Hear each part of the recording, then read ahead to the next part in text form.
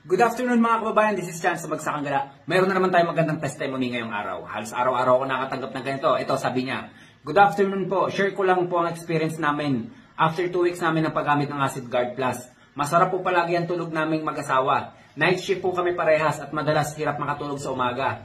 Pero ngayon, nakakakompleto kami ng 6 hanggang 8 oras na tulog sa umaga. Tingnan nyo, mga call center agent to, mag-asawa pa to At kagagaling namin sa Opta, so sa mga eye clinic.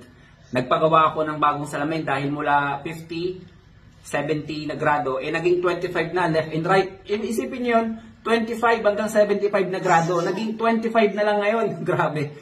Hindi na rin po nanlalabo ang mga mata ko kapag bagong gising. Noon po kasi kapag bagong gising ay sobrang labo ng paningin ko at inaabot ako ng ilang minuto bago maging normal. So ganun talaga yun. May mga instances talaga na ganun na kapag gising mo malabo yung mata mo.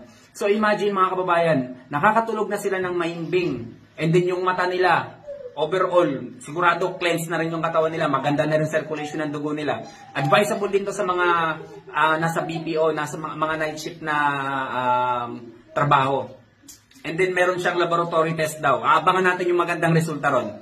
Mga kababayan, malaking maitutulong ito sa inyo. Believe me, lahat ng naniniwala at nag-a-avail dito, laging positive ang nagiging resulta, nagiging maganda.